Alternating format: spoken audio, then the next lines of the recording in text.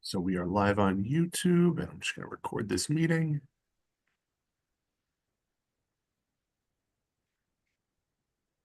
All right. Good morning, everyone. We are live. Welcome back to another NGSBA webinar. My name is Michael Quedal, Associate Director of Marketing for the New Jersey School Boards Association. And thank you so much for joining us today as we talk about today's webinar, Best Practices for Collective Bargaining. I'm hearing some feedback, and we are back. Thank you so much for joining us. Like I said this morning, as we talk about today's webinar, Best Practices for Collective Bargaining in the School District Universe and NGSBA's Salary Guide Services. Join us today for a discussion on collective bargaining. NGSBA Labor Relations staff will discuss best practices to assist board members during the collective bargaining process. If your district is currently in negotiations or soon will be, this is a must-see. Additionally, learn about NGSBA's Salary Guide Services and how we can assist.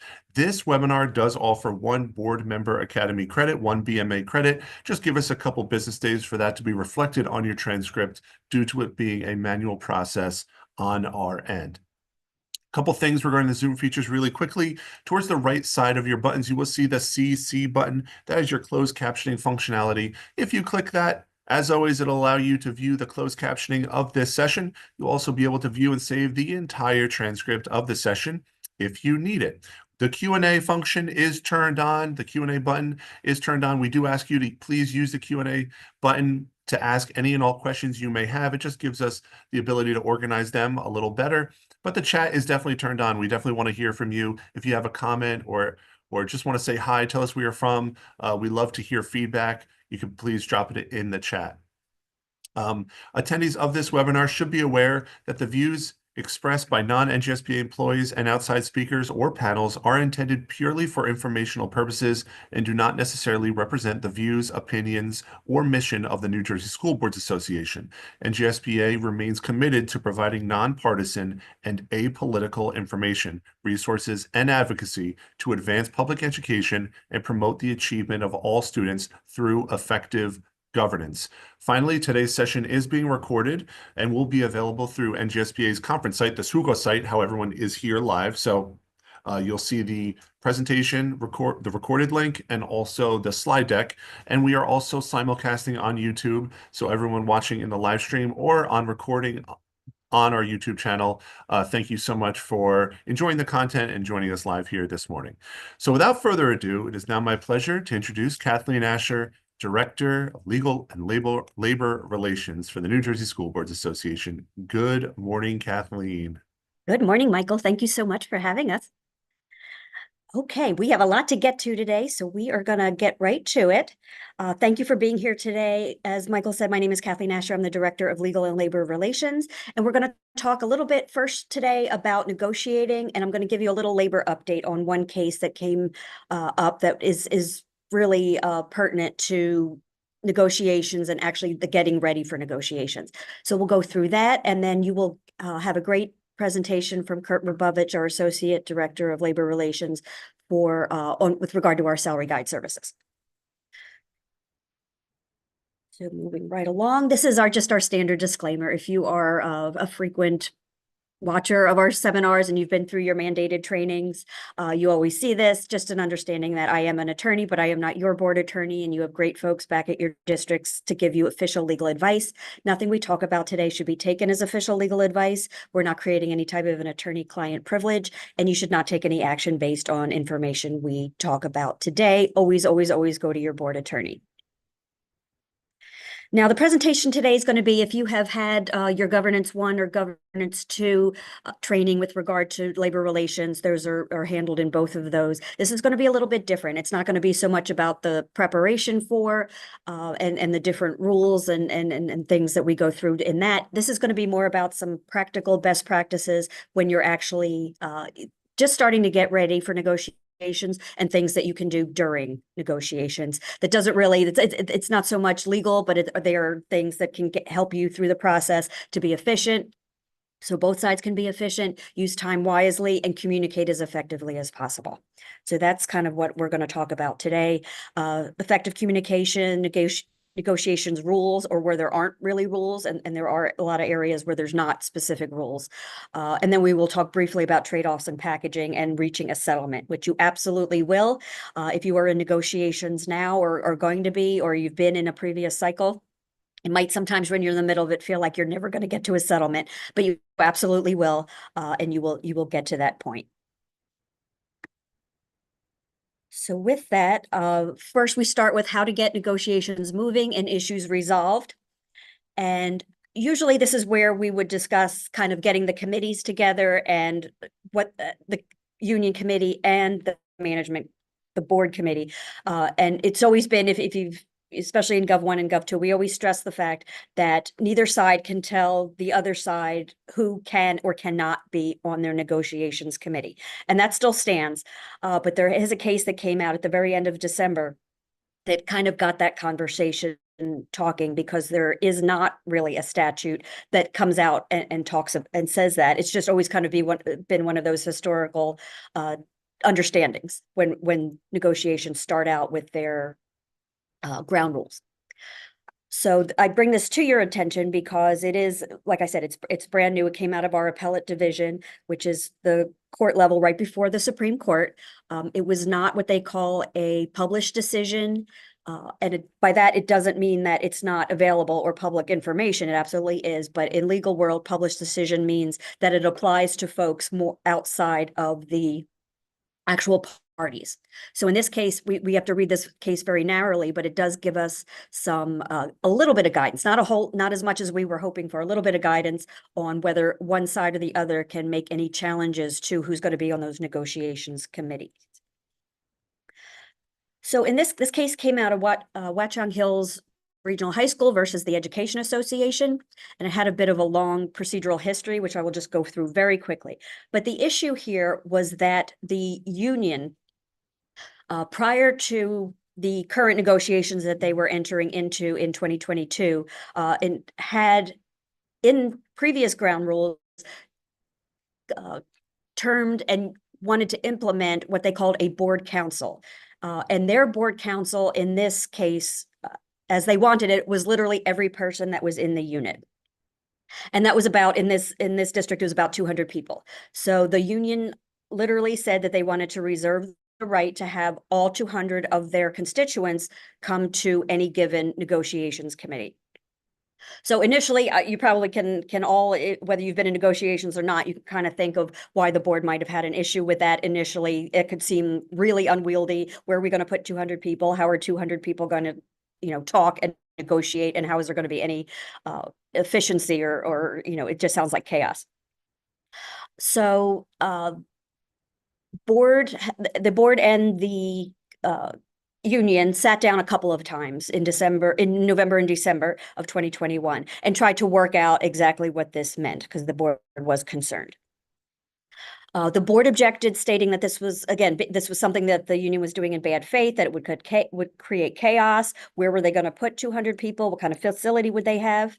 So they met in November and December and just could not reach an agreement with regard to that, to their ground rules on this portion. So you can always understand, if it takes a couple of months to just get through your ground rules, it potentially is going to be a long negotiation session. So in feeling like there was no movement, in January of 2022, the board filed an unfair labor practice against the union for attempting to say that they were going to bring all of their, or at least reserving the right to bring all of those folks to each negotiation session. The board claimed that the union could not invite the entirety of the union. The union also fired across unfair labor practice because the union was claiming that the management was failing to negotiate in good faith, because they would not go forward until this issue was decided by PERC. It was not. There is no statute or administrative regulation on this issue, so it was something that the board simply wanted the answer to, and they wanted to be able to do this correctly. So they filed in October of 2023. PERC found that the board violated the Employment Act by not bargaining with the union. PERC dismissed the violation against the union and said that there was not an issue with safety or security or the ability to conduct negotiations, because the union essentially had done nothing wrong. And they were concerned. PERC was concerned in that they never actually sat down and had a negotiation session to see what this even looked like. They didn't even know if all those people were going to actually come, or if the union was actually going to implement that ability for the 200 folks to come. Maybe 2 would have come. So because they never actually got to that point, PERC said, we're not going to speculate on what would have happened, or that there was going to be some kind of issue. Come back to us when there is an issue. So the matter goes to, because the PERC finding did substantiate an unfair labor practice against the board took it up to the appellate division. Fast forward, now we're talking December 20th, 2024. So almost 3 years on this issue have gone by. The appellate division held that neither side committed an unfair labor practice. So they took that violation back from the board and said that the board had the right to bring that matter before PERC and to get an answer on the matter of first impression, meaning no court has really made a decision on that. And they actually had the right, the board, because they had a good faith question about how that was going to work, that it was okay that they did that. And that was that they were still operating in good faith. Just an interesting note, by the time the issue did go to the appellate division, the parties had settled the contract, which probably worked in both of their favors, that they were acting in good faith because they continued to negotiate and they worked it out. But at the same time, this was one of those things that seemed to be more about principle and wanting to get some understanding and some official guidance from PERC about what would happen in this case. Because we do hear from time to time where a union may take that stand and say, we potentially want to be able to invite all of our constituents. Smaller districts, that might not be, sound as daunting, but it is in, there's certainly districts where that would be a lot of people to accommodate. But just a cautionary tale as well, in that wanting to get that principle decided, it did take 3 years for that to ultimately happen, and they had nicely settled the contract in the middle. Also interesting, the appellate division asked PERC to consider writing and implementing regulations on this to provide guidance so that districts do know kind of what the rules are going forward. Have not seen anything in that realm yet, but the takeaway, neither side, it still stands that neither side can tell the other side who to have or not have on their committees as far as distinct individuals. So neither side can say, I don't want Mr. X, I don't want Miss Y. You cannot do that. But the topic is still kind of open as to whether the union could invite the entirety of the union. The court said the parties have to go through the process and actually see what happens. If it does become a security issue or a facilities issue or an efficiency issue and people are yelling and it becomes chaotic, then that's something they can bring back to PERC and get a decision on. So just throwing that out there because it is very timely, and it does add to the advice we've always given. It doesn't really change anything, but it does kind of started that conversation again about committees. So with that, you have then decided what your committees look like. You are going to then decide who your negotiator is, and initially that could be just folks on the individual committees.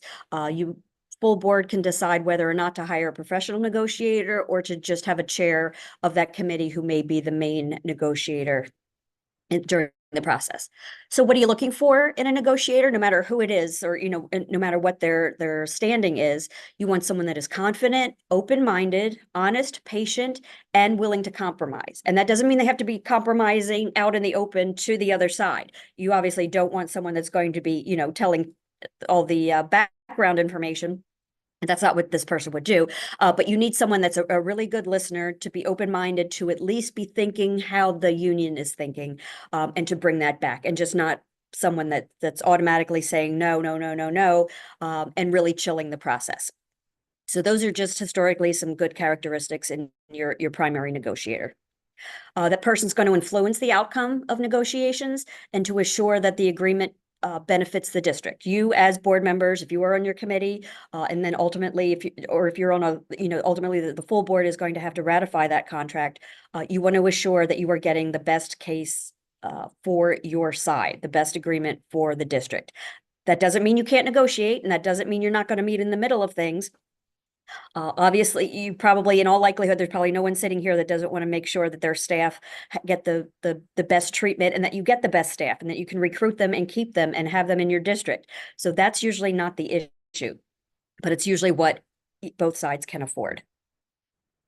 So other effective communications during the process, when you're actually sitting there at the table, there's a lot of things going on.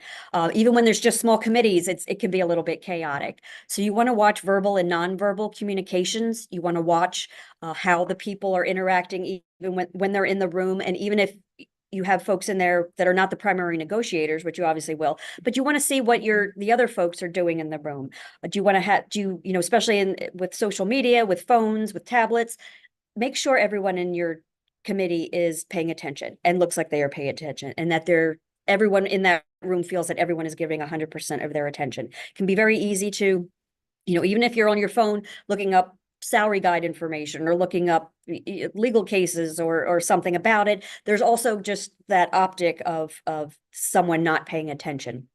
So either excuse yourself and say, or explain what it is that you're doing if someone has to do something on the computer or on their phone. Try to control the process. Both sides obviously are going to want to control the process, but it's always good if you can have a bit of an agenda that has a little bit of that may not be kept to. Obviously, you have a lot of people talking and a lot of issues coming up, but you want to be able to control the process and have a general agenda of the things you want to get to today, especially on that day, especially when people start talking about, it's easy to kind of spider web into other topics, but then it can always bring you back to make sure you get to the things that night that you want to. It's okay to change topics when necessary. If you feel that night you're just not getting anywhere on a particular article, it's okay to change topics. There's no rule against that. And maybe we'll just pick up on this next time, or we need to get more information to each other. It's okay. You don't have to, if one night you were going to get to Article 6 and Article 6 just isn't working, it may look a little different the next time you meet. Sometimes just stopping and going to another article is helpful, efficient, and it's perfectly okay. There's nothing wrong with doing that. And then prepare to manage conflict. Hopefully you will have a non-conflict negotiation session, but these are going to be, admittedly, these are adversarial. You have two people on two different sides trying to get the best deal for each other, for their own sides. And you're talking about the terms and conditions of employment. So there is going to be conflict. There's going to be emotion. There's going to be a lot going on at that time. So just be prepared, not looking that it's going to happen, but be prepared to manage conflict. Timeouts are fine. Even if things are really getting emotional and not productive, you can always just end for the night. There's nothing wrong with that. Both sides oftentimes, can agree to at least do that much. And we'll pick up when things are going to be a little bit more advantageous going forward. So those kinds of things, but just be ready to do it and know that there's nothing wrong with doing those types of timeouts or just setting out for the night. But use them wisely. Don't do storm outs. Don't do, a million timeouts. But if 10 minutes can, a lot of times, just letting people take a walk, maybe getting something to eat, whatever, depending on what your facility information what your facilities look like, maybe just a good use of 10 minutes and just to get a little air. Hey, body, nonverbal or body language, just some things to think about. And these things might seem very simple, but it can mean a lot when you are all sitting in a room just staring at each other for long periods of time. You tend to focus on what other people in that room are doing, especially if you're not the primary negotiator. So things you want to stay away from, and if you do it, or if you have someone watch you and kind of know what you do when you are not the primary speaker in a room, try not to fidget. Try not to slump in your chair. I know that's very difficult when you have a long day, you have, been working your day job, and now you're out at night doing negotiations. So try to remember your posture. Try not to engage in unrelated activities like we talked about. If you're on your phone doing something for that night's negotiations, let everyone know that, or excuse yourself. But don't look like you were just surfing the internet, checking the stock prices, checking the headlines, because everyone is there. Their time is precious, and there's nothing that can chill a negotiations quicker than people looking like they're not, invested in that process while everyone is giving up their evenings to do this.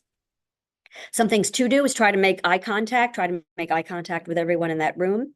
Have someone that is taking notes about what is going on that night, because there's a lot going on. And it's okay, both sides can take notes, or you can decide that there's going to be one person that's kind of going to be the reporter for the evening. Sometimes probably better to each side have their own notes, but you can see how things work, historically. And if things are getting a little, if people are getting tired and people are getting, slumping in their chair, looking like their body language is not that,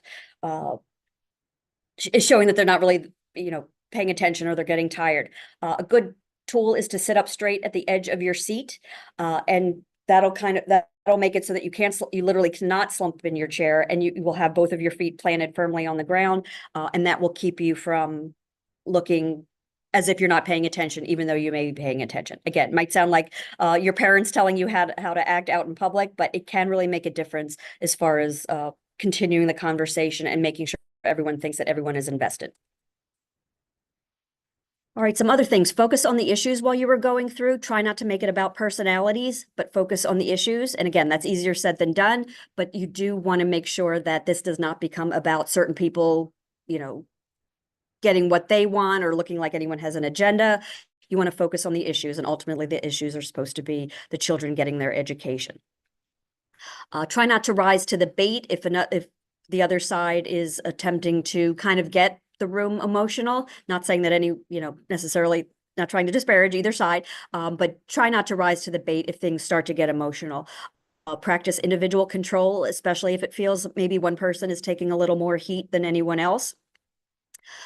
In order to assure team control, you want to make sure there's one spokesperson, and that doesn't mean that other folks can't speak. That's not the purpose of this, but you generally should have, each side should have one spokesperson, just again, to be efficient and to keep things moving. And that spokesperson is usually the person that's, probably been preparing to be that, have that use of and know what's going to be the positions that they're going to take on any given night. And that person will also control the agenda, move to another issue if the issue's maybe in a bit of a temporary impasse, or can keep things moving according to that agenda we talked about. But always remember, even when you're tired and it's midnight and it's dark and it's winter, try not to abandon the board's needs. And that's where a lot of great preparation, like we've talked about in your mandatory training, can really come in handy. Because even when you're tired, you still know how to pursue the board's goals, the board's needs, and not abandon them. And if you do feel like that's just not efficient use and you do need to come back another night, then pose that. And maybe everybody on both sides will agree to that. Sometimes just taking that break and coming back, in a few more days after some people have gotten some rest, can really make things all of a sudden start working again. We talked about a lot of these already, controlling the process. With regard to negotiation rules, if you have not done a cycle of negotiations or you haven't been on your committee yet, just some things to think about.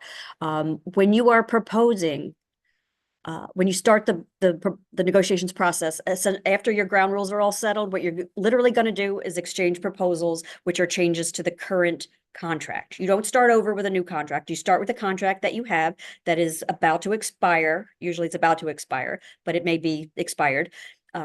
So both sides are going to make changes to that current contract and exchange them. That's what we mean when we say exchanging proposals. Either side that is proposing a change to the contract has the burden of persuasion. So if the board wants to add 20 minutes in the day to student contact, and they want to change, that's their change to the current minutes of the school day, then they have the burden to persuade the union as to why they need that. And that will probably mean having to give something up, probably in the salary or health benefit world. But that's kind of how that works. And the person proposing the change has to make a good faith argument as to why that needs to be changed, and will probably be given a counter proposal of what they want. The other side will get that. Group economic proposals together. That's always helpful, just to keep an accounting of what the ultimate contract is going to cost. That's something that you're going to want to keep keep a hold of. And it can be, and this isn't legal or this isn't a requirement, but it can be, when you put all your economic items together and all those proposals together, you can start keeping a checklist and keep track of how much this contract is going to cost you. When you jump around from economic to non-economic, sometimes you start to lose the overall global picture of what that contract is going to cost you. So just something that people have found helpful in the past. And remember, slow and incremental movement is okay. We're not saying that either side should be taking, being dilatory, not being efficient, or trying to, stop the process. But we are talking about 80+% of your budget is in the four corners of that contract. As such, that is something that it is a big deal. It's something that's really important for your district. You're aligning it with your district goals so that you can get and keep the staff that you want. All that plays into that. So it's okay if it's slow and incremental. Again, I'm not saying delay, but just remember there's a lot going into it, and there should not be decisions made under the the pressure of saying we have to get this done, we have to get this done. It's okay that it takes a while. In the interest of time, we did talk about a bunch of these. Remember, don't be afraid to say no. Okay, neither side has to agree to any proposal. That being said, it is not bad faith to say no to something, but you do want to have a good faith basis for why. So if you can't agree to a certain salary increase, or you can't agree to add sick days to the contract, or you can't afford additional money in the tuition reimbursement bank, you want to have a reason for all of those things and be able to explain it. Okay, we have these new costs. We lost this much in state aid. We have special education expenses that were not anticipated. All those are really good reasons why you may not be able to agree to something, right? You can't agree to a contract you can't afford. That is not okay. And that is a perfectly responsible reason or answer to that question. But you don't want to just say no for the fact that you just want to be, that night we're just going to say no to everything that comes down the discussion. There's no obligation to agree, and the party seeking the change has the burden of persuasion. So again, the status quo, if there can't be an agreement, is always going to be the existing language in the contract on any given issue. In that realm, just prepare to give reasons about why you are saying no. Stress negatives to both sides. Try to give, again, you don't have to give away super secrets, but you do want to stress the negatives to both sides and try to make it so that both sides can understand where they are coming from. Might not agree, but you know where they're coming from. Don't sugarcoat it. If you have to say no, because that's what the full board gave the committee in their instructions, in their parameters, then don't sugarcoat it. Don't keep kicking the can down the road and then say no 3 sessions later when it's really not productive anymore. Try to not pick apart a proposal if the entire issue is unacceptable. So if you're going to have to, again, that goes back to not sugarcoating, and don't try to make it look like you can take part of the proposal if you ultimately cannot, because that's just going to send mixed messages and provide some bad faith down the road.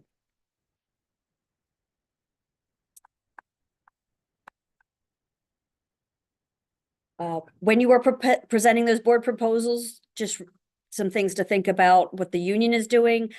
When they are making that proposal, do active listening, have people, especially this is important for the primary negotiator. Again, doesn't mean you have to agree, but you want to be active listening. You want to assess the importance of what they are saying. When management presents, don't apologize for what you are doing.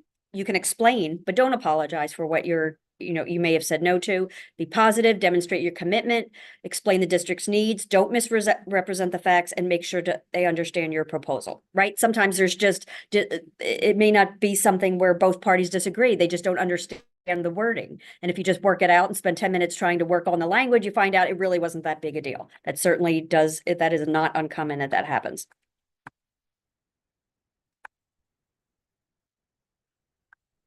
If you do hear no from the union, don't assume it's the final answer, especially if you're in your first couple of sessions, right? You have a long way to go probably. Remember, the union wants you to drop your proposals and only address their proposals, just like you want to have the same thing happen on your end. You want to track signs of subtle movement. That's why it's really important to have someone taking notes, going through to see where there is subtle movement, because sometimes you get lost in that when things are taking a long time. You forget kind of where, by session 5 or 6, you forgot how much you actually did do. Sometimes it's helpful to also discuss an article that's kind of easy so that you can get a little bit of traction. It's like it's a totally psychological thing. But if you feel like you are making some movement, then maybe when you get to a more difficult article, you can have some traction. People feel like you are actually moving through the process. And always, always, always consult with your administration. They are going to be your biggest resources, your superintendent, especially your BA, because he or she is going to be telling you what you can afford. So you need to constantly be consulting with those folks. Try not to attack or blame, rather stay calm or cool. Again, if you hear from the union that they are saying no to something, restate the board's needs and their commitment, and use the same effective approach when presenting those proposals yourself. We already talked about grouping economics together, moving slowly and incrementally. There's also strategy. The full board is going to be giving you, as the committee, the parameters and the important items that they want to see that come out of the negotiations process. But it is the committee's job to create a strategy to do that. And that's going to be something done incrementally.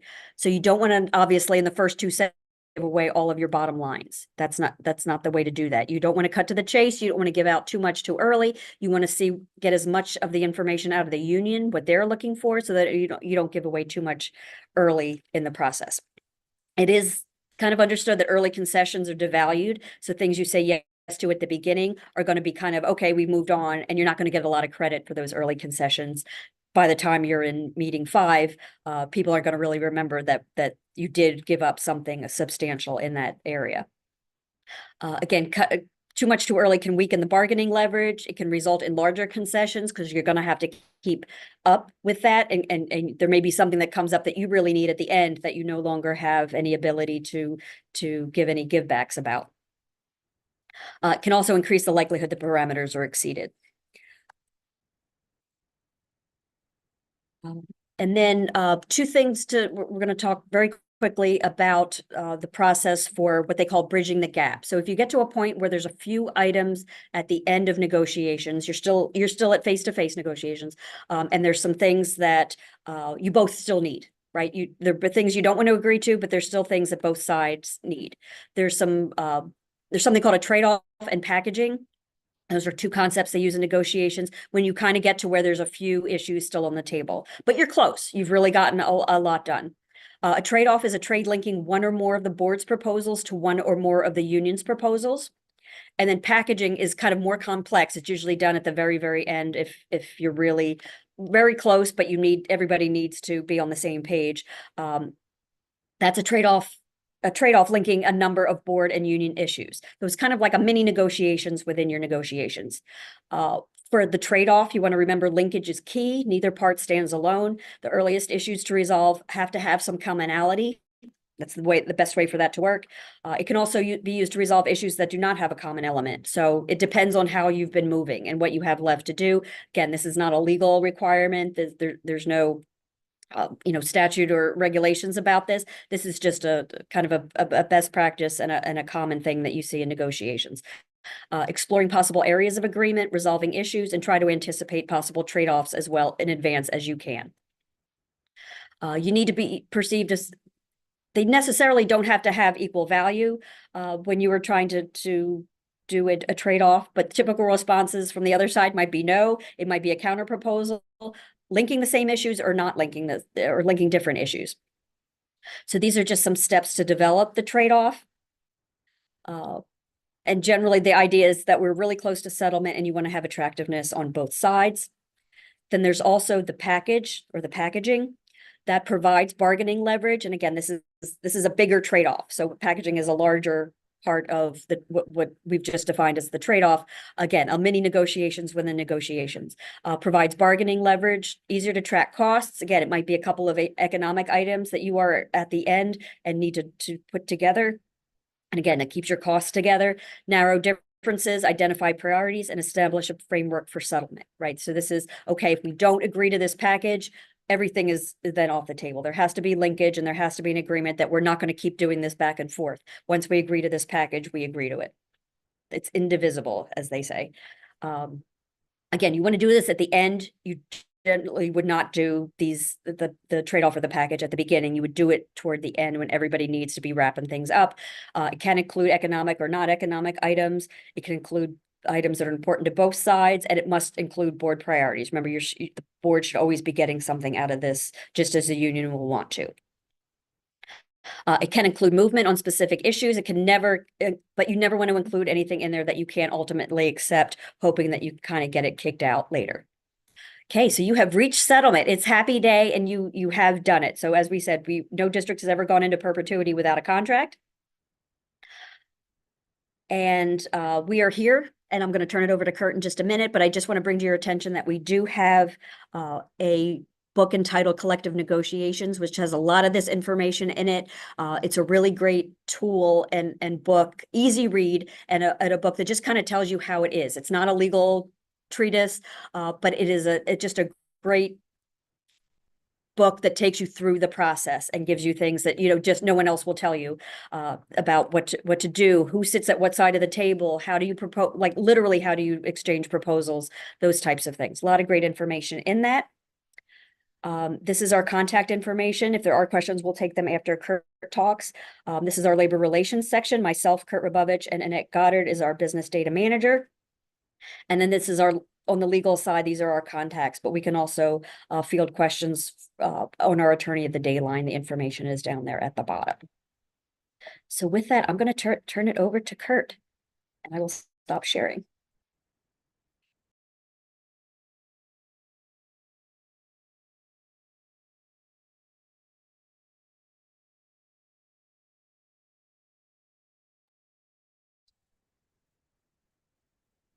Okay, good morning, everyone.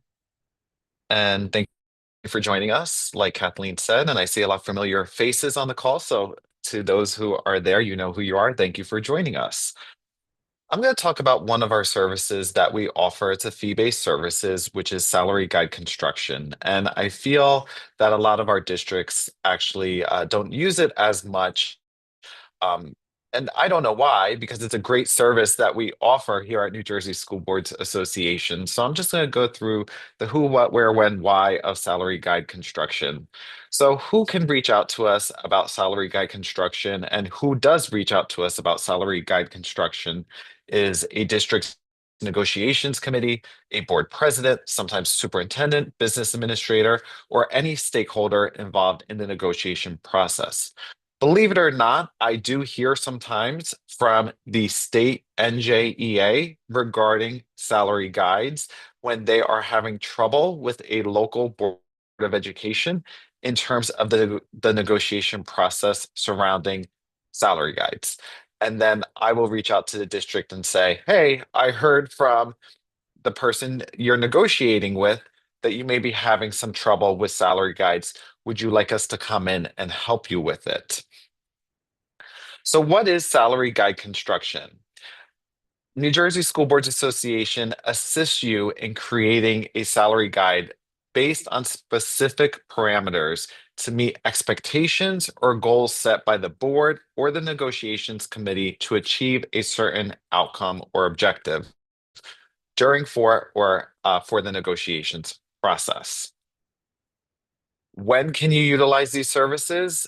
Typically, we see it when you're actually negotiating your contract, but I do have many districts reach out to me during non-negotiating years also, just to run through various scenarios in preparation for when they are going to enter the bargaining process. I actually always say in our trainings that the board's negotiations committee should be working the hardest during the non-negotiating years, looking at how the contract is actually implemented in the district and where you need to work on areas of opportunity that you can improve during the next round of negotiations. So typically, school boards reach out to us for various reasons on why you would use salary guide construction as a service from us. It may be to improve the starting salary on the salary guide, which is the minimum salary that someone will make in your district. It may be to prevent the ending salary on the salary guide or the maximum salary from really expanding so high that the district can't afford that anymore. It may be to improve the overall structure of the salary guide, which is the increments between steps. It may be to reduce specific bubbles or balloon steps on the salary guide that have been created over years of not improving or maintaining the structure of the salary guide. It could be to move towards constant column differentials for educational attainment. For example, if you have a bachelor's degree column and a master's degree column, that master's degree should have the same dollar amount in value, whether you're on step 1 or step 10. And we have some districts that value that differently. So when you move through the steps, that's based on years of experience in your district, but they still have that same master's degree, right? So the value of that master's degree is the same. So based on my studies, as well as what we put out here at New Jersey School Boards, is we value that educational attainment monetarily at the same value. What we're rewarding you is through the step movement, which is why we would love you to have constant educational column differentials. Some districts reach out to us because their salary guide is too short and they need to expand it to the state average, which is 16 to 17 steps. Or maybe their salary guide, believe it or not, is too long, which is pro management. So we like longer salary guides. And they need to shorten it, but we want to do it in a way that is beneficial to the school board, which is why they would utilize us to do that. Finally, and I'm working with the district right now on that, they're in negotiations and they just want to see various scenarios based on their settlement percentages. They want to see what a salary guide looks at if they settle at 3%, if they settle at 3.5%, and every way in between. Okay, so two things that I go through a lot with superintendents, business administrators, and even school board members is a lot of times people say to me, you know what, let's just take $500 from one step and throw it to another step, not understanding the ripple effect that a salary guide has on the entire structure. So on the screen, and we're going to upload these PowerPoints to our Swiggle site afterwards. And this is a real district. I'm not naming the district, of course, to protect the district, but this is a real district's current salary guide structure. So it's a 15-step salary guide. Their current starting salary is $55,633 for a bachelor's degree. The increment or the difference between step 1 and 2 is $451 or 0.8%. So I had a district tell me, let's just bring it to $56,000. And I said, sure, no problem. So I brought it to $56,000, but now you see that increment has decreased to now $84 between steps 1 and 2. My point in showing you this visually is to show you that if we don't bring all the additional steps, so steps 2 to 15 up the same amount, you're starting to affect the structure of the salary guide here. And no one's going to want $84, right, to go from step 1 to 2. And percentage-wise, that's 0.15% now. So throwing a simple goal out there saying we want to start our teachers at $56,000 now is a great goal to have, but it'll affect the entire structure of the salary guide. Similarly, and this one I actually face more often than not, as we know, when you reach maximum, which on this salary guide is step 15, there's nowhere else to go. So when you reach a final percentage, you do have to, a settlement rate, you do have to give those at maximum some additional monies because that's what the union will agree to, right? So let's say we hypothetically agree to give those at maximum an additional $500. As you can see, the increment between step 14 and 15 is currently $2,800 or 3.6%. By giving those at maximum an additional $500, because let's say we reached our settlement and we are giving those at maximum $500, we are expanding that increment. We're actually pulling away from step 14 and creating we're getting close to creating a bubble, which is 5% or more. So going from $2,800 as a dollar amount to $3,300, and we're increasing that percentage from 3.6% to 4.3%. I wanted to again visually show you this because if we don't add $500 to every step, right, we're starting to create balloons on this guide. And this is what I have to explain to a lot of people over the phone. They always call and say, you know what, we could take $500 from step 6 and put it on maximum, or we could take, $500 from step 6 and move it to step 10 to give them a little bit more money. It's a ripple effect that we face because of the structure of the salary guide. And this is why, after a couple cycles of contract negotiations, then districts come to me and say, Kurt, our salary guide is so out of whack, we need your help to fix it. But it's because of the compound issues, such as what I just described here. So the reason why we want to do this today too is just to show you of our services that we offer. We don't nickel and dime you, but utilizing our services, our salary guide construction services, can help the district to prevent these longer term effects where then down the line we're having to really restructure the whole salary guide, and you are having recruitment issues, retention issues, and all of those labor issues that we see districts are facing in this environment right now.